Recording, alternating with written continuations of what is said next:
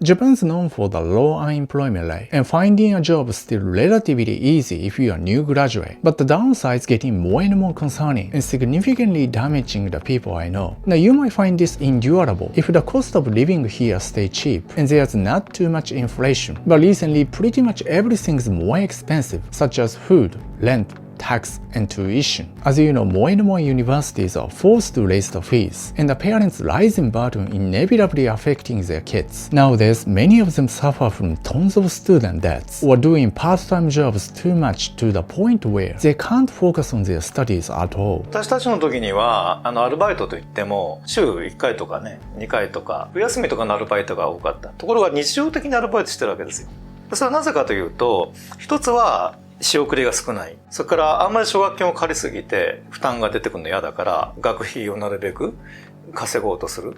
やっぱりアルバイト漬けになってたらなかなか勉強できる時間ない。But many young people still feel the need to go to university, as the country's employment systems based on hiring new graduates, and the society still heavily cares about your academic background. So the issue is clearly getting worse and worse over the recent decade, that they are suffering financially and mentally as well. 非常に不安定だったりとか精神的な問題を抱えてしまったり病気になったり聞いてみるとかなり深刻なことになってると。As the working population shrinking, many companies increasingly depend on cheap labor, such as elderly, foreigners, or student workers, and quite heavy demands are placed on them, which make it even harder for them to focus on their studies. 二十歳の時にはね、頑張ってくださいっつって社長さん言ってくれたんだけど、今はもう機関社員みたいになってますからね。学生さんの状況に配慮しないです。試験があろうがそんなことを考慮しない。自分たちが休めば非正規の人に迷惑かけると思って必死になってるわけですよね。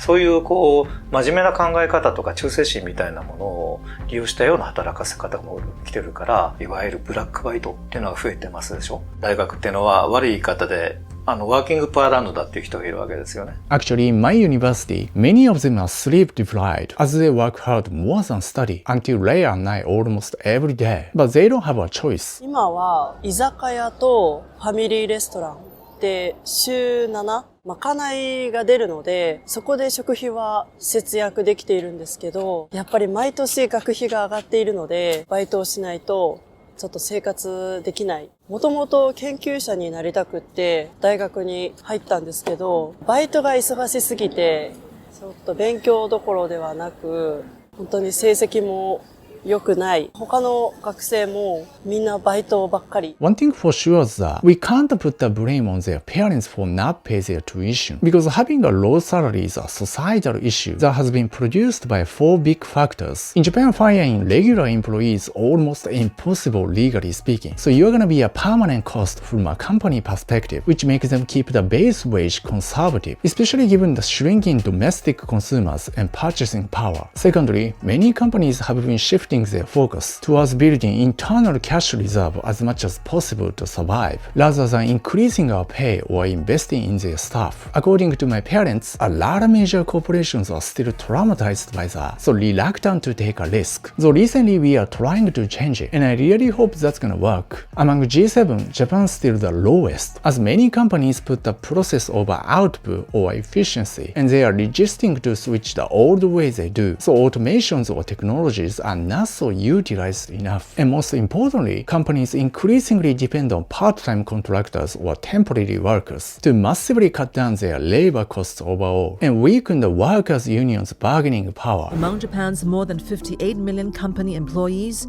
nearly 4 in 10 are irregularly employed, meaning they're not permanent, full-time staff. Traditionally, workers have permanent tenure, so permanent workers are a fixed cost to the company. For temporary workers, they have one-year contracts usually, so it's easier to release them when the need arises. But what's been really disappointing is that it still has been harder and harder for companies to survive, which makes them really hesitate to raise the wage or take a risk to grow the business. 両親は2人とも非正規で働いていて、給料も高くないし、福利厚生もあんまりない状態で、あとはおばあちゃんの介護も今しているので、仕送りをお願いするっていうのは頼めない。その親世代の収入が低下したことによって、大学生の置かれている状況っていうのがすごく変わっていて、力出したいのに、そういうこともできずにずっと働き詰めになってる。現代において結構すごいことになってるんで、やっぱりみんな口を揃えて言うのは、もうこの奨学金返せる気がしない。もう4割が非正規雇用の時代ですよね。で、もし正社員になったとしても、いつ非正規になってしまうかわからない。奨学金返済が困難な状況にっていうような社会に今なってきてるんですよね。She said that many young people today don't even have energy to resist to it, so just accept it. They used to say that if you tax people more than 20%, people will rise up and revolt against the government. But I guess that's not true. I have two sons who are working, and they tell me, you get your pay, and you say, oh, I got my pay. You look at it, and just about half is gone.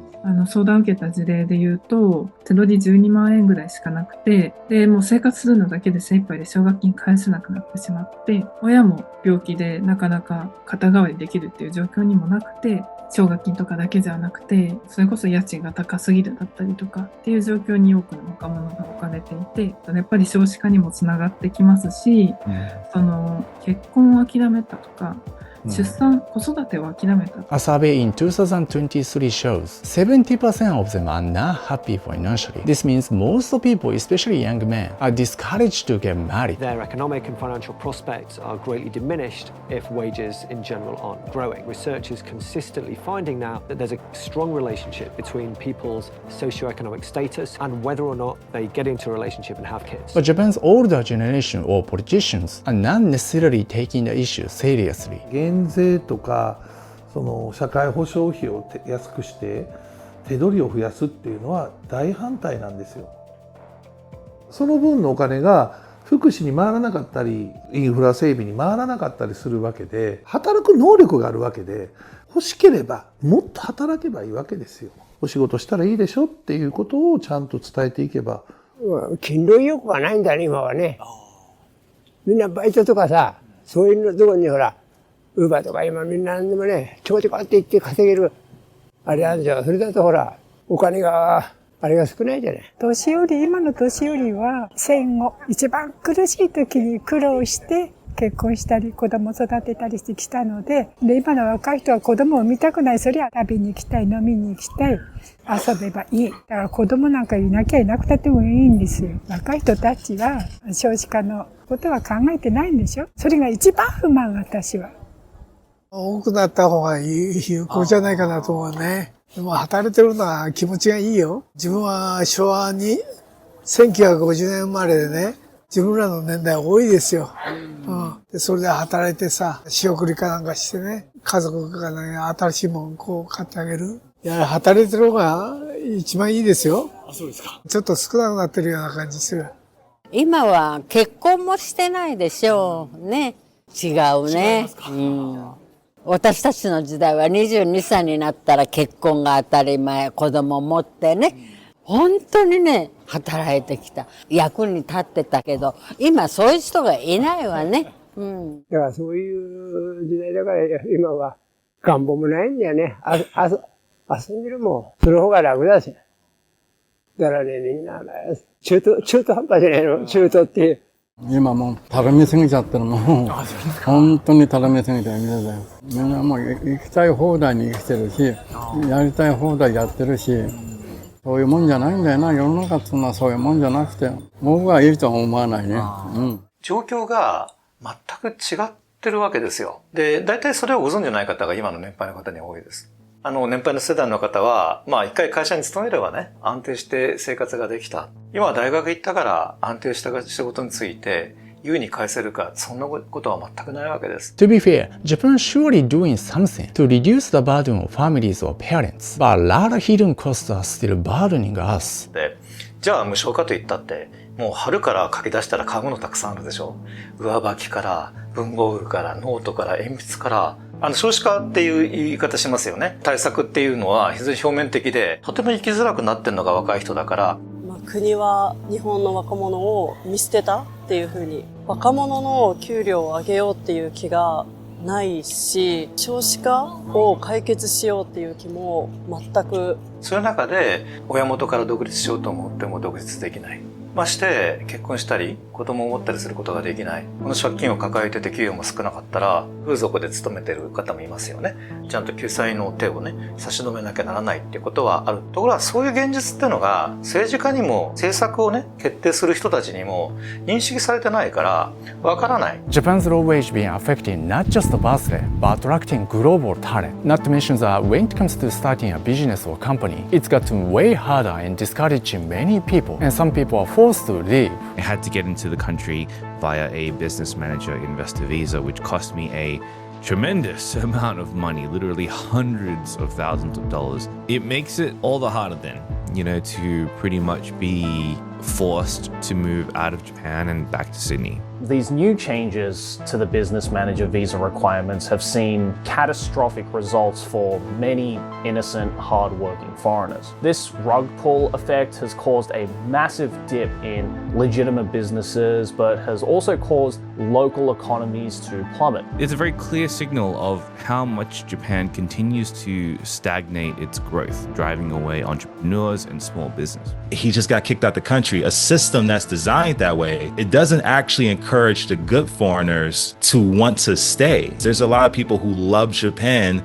and there's their dream to come here, but the Japanese government seems to be painting these broad strokes on their rules, and they're just removing people en masse without really considering the human element behind it. It's sad to see somebody who had, let's say, a girlfriend here, a pet here, a house here, lose everything simply because of a visa change. If you're a foreigner, it's nearly impossible to start a business here and do it full time unless you get permanent residency, which is really hard to do, or you're married to a Japanese national. Excluding those two options, it's prohibitively expensive for 99% of small businesses to exist if you're a foreigner here in Japan. But even legal hardships aside, many foreigners claim that it's been already quite difficult to start business or company culturally speaking. アメリカは本当に目立ってなんぼっていうか、起業するっていうみんな憧れてるんですけど、日本は普通が一番いいみたいな。むしろ成功しすぎて変に目立ちすぎたらかえって良くないみたいな。日本人は失敗した時の思想がすごい根本にあると思うんですけど、で、そういうあんまりベンチャー企業が少ないとか。If you were to attract, let's say, the future Steve Jobs to want to live in Japan, and then that Steve Jobs wanted to start their own company, they would leave. They would go to America to do it. It would be impossible for them to pursue that here in Japan. Is there any possibility though Japan's gonna improve the economy and raise the real wage somehow? I don't think that the Japanese economy is going to improve in any meaningful way. Yeah, we have these outward promises of AI, automation, and robotics that could hypothetically change the Japanese economy. But the fact that there's not a lot of engineers here compared to the US, and the fact that Japan doesn't have the investors like the US has or China has, it's very unlikely that Japan can compete competitively from a technical standpoint. As a way to grow the economy and innovation, do you think it's possible for Japan to attract global talent? There has to be a larger adoption here of English because these talented people, they want to transition to a country smoothly and not have to worry about things. It kind of makes sense that a place that speaks English has this built-in advantage over any non-English speaking country, including Japan. Even Tokyo on average in the greater Tokyo area, I think the English here is not that great, especially if we're measuring greatness by the ability for Japanese people to be effective in business level English is pretty low compared to the rest of these Asian countries. Like how many of those big tech companies are in Japan and are willing to pay that amount of money? Whereas in the US, there's tons of jobs that pay over $150,000. I mean, there's tons. That's like the typical salary. In order to attract a global talent base to come to Japan, it kind of does feel like bringing water to the desert. I mean, it's possible, but you're going to have to fundamentally change the infrastructure of Japanese society in order to achieve that. Sorry, I'm going to overly simplify this, but in Japan, you get strong job security but low pay. While the states like the other way around, weak job security but more chance to get the high pay. Which one would you prefer? When you live in Tokyo, I just feel like the quality of life is much better than most places in the US. And I'm willing to take that pay cut because I have this premium of safety, whether it's physical safety, financial safety in terms of job security, and just being in one of the biggest cities in the world. But long-term speaking, now that I crossed over into my 30s, I'm in my early 30s right now, I probably don't see myself staying in Japan forever to pursue my career ambitions, because I do feel there's a ceiling here. And some people may be comfortable with that. But as someone who wants to try new things, who gets bored and just want to work on more interesting projects, I probably do see myself leaving Japan one day. What could possibly change your mind and other foreign talents? You may have to rewrite the immigration system in a way that I'm not sure if Japanese society would be comfortable with. I've seen a lot of my friends who've been here for like 10 years and they're no more protected in terms of immigration as the people who just got here. Just a simple visa error can get you kicked out the country just like that. And I'm sure it's like that in America too, but I get the impression it's a bit more forgiving considering how many immigrants are able to live in America long term compared to Japan. It makes no sense to me that inflation globally is at an all-time high, but salaries, the real wages of people, are getting lower here in Japan. That is going to stop somebody from having a child. That makes me think about, like, can I afford to be able to have kids? Especially me as an American. If I want to have kids with a Japanese person or even a kid with a foreign person here, I would have to pay for international school. I had to pay for daycare. Those are expenses that maybe I can't afford depending on like how much that actually is.